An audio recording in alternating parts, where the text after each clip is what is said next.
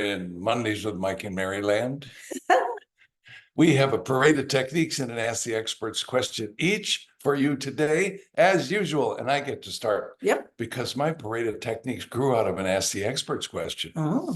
Do you know these artificial life forms that are exploiting loopholes in the multiple listing system by listing like a limited service company, or what are they called? Entry only, some kind of flat fee. It's like about $600 and you can list your house for sale, which is essentially like being a for sale by owner. Yeah. And one of our students had an offer on that listing. Okay. And couldn't find a listing agent. Oh. Because there isn't one. Yeah, right. So the question was, how do I submit an offer to something where I can't find a listing agent? And the answer was, go get that listing. Ooh.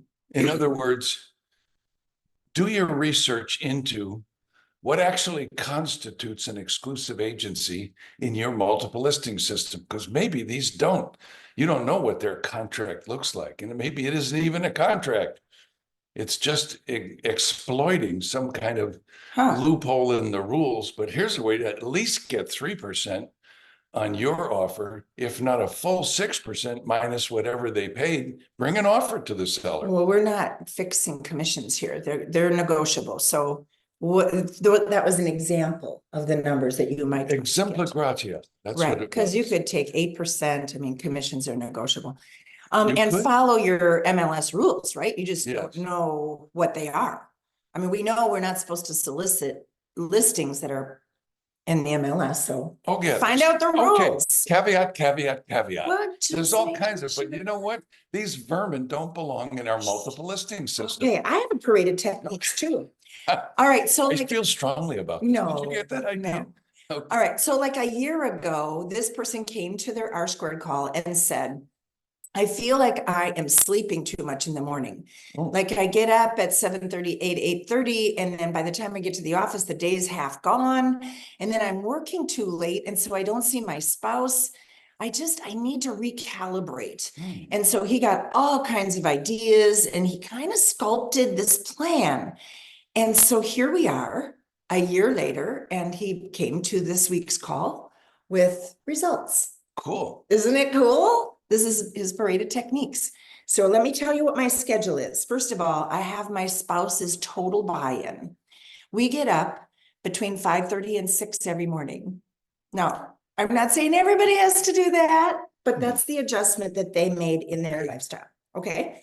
And in the nice weather, they go sit out in the courtyard. No phones, no news, no distractions. Enjoy looking at the stars. If it's not light yet, enjoy watching the sunrise together, have a bit of morning routine, a bit of conversation. I love that part of day, a coffee, and then get going for the day. So they try to leave the house at 6:30, out the door, into the office, or work out first and then into the office at the office by 8 a.m., which, because starting the day so much earlier, guess what that means if you're careful. Now, it can also mean you work more hours. So, the choice there is to be smart, use your smart week, do your top 5, and set a target of being home for dinner at least some of the nights of the week. So I love that. I've changed my life by adjusting my time. My marriage is better, stronger, happier, and we have more time together in our relationship that we didn't have before. Love it. Yeah. Yeah. Probably helps if you go to bed earlier too. Yeah. I mean, if you're perfectly happy with your routine and your family is too, don't worry about it. But if there's some adjusting to be done, you can make the adjustment, make a choice, get your family to buy in, and whatever that rhythm is for you, we'd love to hear your success story. Send us a text or an email. That's, the essence of Ask the Experts in R-squared. So what did Zig say to Floyd years ago? I like giving advice to you, Floyd. I always take your call because I not only hear from you, I hear of you. And you always let me know what kind of results you got from the advice I gave. Beautiful. Well, My Ask the Experts question has a piece of advice attached to it Okay, that came as a piece of advice attached to two other Ask the Experts this questions is a bit and a confusing. parade of techniques. What? Like I heard this over and over and over, 4 separate times, this one piece of advice. Yeah, that would be Yeah. 4 separate But times. here was the Ask the Experts question centered around going down the rabbit hole. Okay, And the rabbit hole is, we have lots of rabbit holes actually.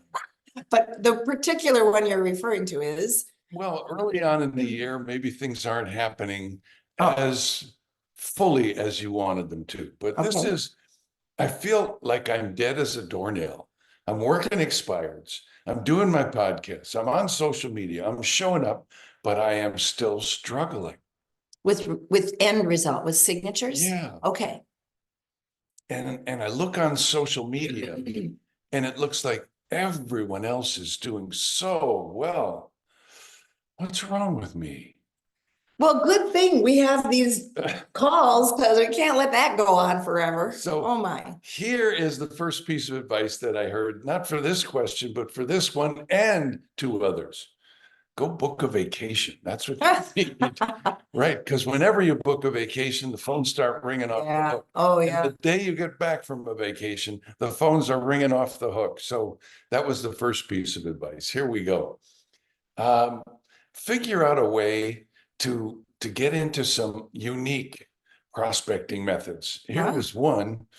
I go down to the town board of health and find out whose septic system is not in compliance. What? Yeah, Oh, you can that's find that out. interesting.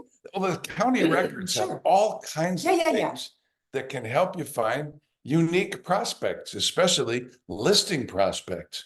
How about this? I've started doing Augmentino scrolls again, Aw, and I'm doing it with other people. And in fact, the cool thing is I get to listen to Augmentino actually read the scrolls oh, yeah. at least once a day because Oh. they're free, available on YouTube and also SoundCloud. Do your morning headspace. Sometimes, just like with your parade of Connects. techniques, yeah, So weird. you got to get into a routine that gives you headspace in the morning. I like calling it finding your center first thing in the day before you start working. Did you just make that up on this minute? I've never heard you call it that. Well, that's you haven't been listening. See, everything that needs to be said has Oh, already been said, but yes. no one was listening, so it has to be said again. Thank you, Kyle. George Harrison called it within you and without you. That's right. That's what happens when you get centered. Here's another one. Limit your exposure to social media. You might be doing too much on social media. Okay. And you know what Kyle taught us about why most agents' social media stuff doesn't help them at all. It's because they're bragging too much. Yes. And the public thinks everybody's doing so well. And wow, we don't need that. Schedule yourself some LFTs. You know what those are, things you look forward to. It's not just a vacation. Right. It can be little things too. It can be, cook home cooked dinner with the whole family helping in the kitchen. It can be anything that you're looking forward to. This particular agent happens to live on a lake and does a lot of business around the lake. And so was told, because you're in the Northeast, guess what's on the way? Boating season. So start talking to your boater friends. In other words, there's another part of your niche market, your book of business. Okay, get face to face with people. That's going to get you out of your rabbit hole. Get back in the game and get face to face with live ones.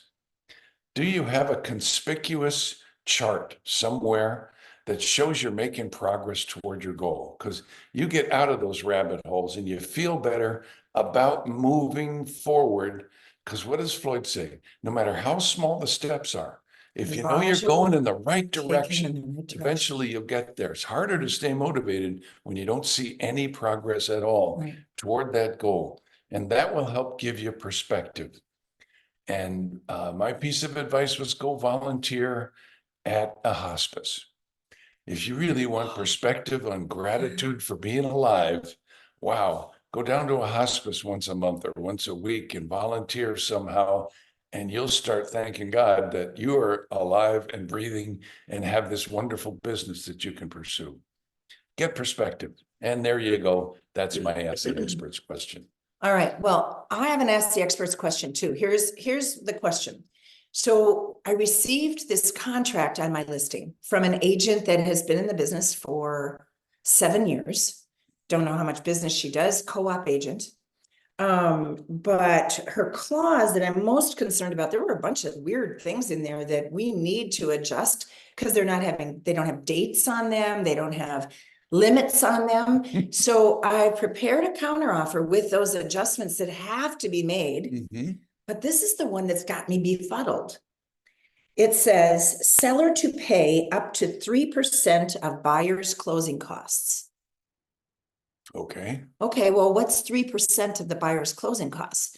So let's say the closing costs, we don't have a dollar amount, but let's say they're $7,000. What's 3% of $7,000? $2,100. Yeah, now, is that what they meant? No, it's not 21. That would be 30%. Is it? Yeah, it would be 3%? 210. 200, that's, wow, Yeah, pocket change. Is that what they meant? Is that what they really want? Right. And if that's not what they meant, then am I going to encounter this No later? wonder you're What do I do confused. with this? I mean, Wow. what? 3% of buyer's closing costs? Are you kidding me?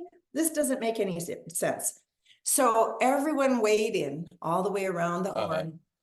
And to a person, we all agreed that it's better to confront the issue now than to just pretend that we didn't recognize that the agent probably made a mistake. She probably meant 3% of the sale price, 3%. I mean, I don't know what she really actually meant, but it wasn't probably a $200 item, right? So rather than have it come back and bite you later, take the bull by the horns. And it was pretty much determined that the first step should be a phone call to the other agent to say, I've got a concern about the way this is written. What is it that you intended to write? Let's start there. And then let's figure out how we're going to respond to that. Communicate with the seller, how we're going to respond. It sounds like we have to do a counteroffer anyway. But, I think this Ask the Experts question just kind of reminded everybody, and we all had horror stories of, untrained co-brokes, people writing things that don't make any sense. What about not to exceed blank percent? I mean, there's so many up to blank percent. There's so many ways of writing clauses that we have to be very careful that we are clear, and better to handle it now before entering into a contract than to discover we've gone ahead and signed something and we're bound, but that's not what was intended. And now we have a fall through. So deal with it up front, be honest, be transparent. That was really neat advice because every single person said exactly the same thing. That's what you got to do. Well, if they were asking me, my advice would be don't write clauses because you're not a lawyer. Just fill in blanks. That's what our contract's supposed to be. Stay safe that way. Well, and there are places you can go to get clauses that have been prepared by lawyers. In fact, many of your offices probably have a food bank of clauses. And that's not the right word, but a folder somewhere with clauses in them. So maybe it means that you look those up and that you store them and use those rather than create from whole cloth. So protect yourself, protect your clients, and take care of your attitude. That's our message for this week. We'll see you next time.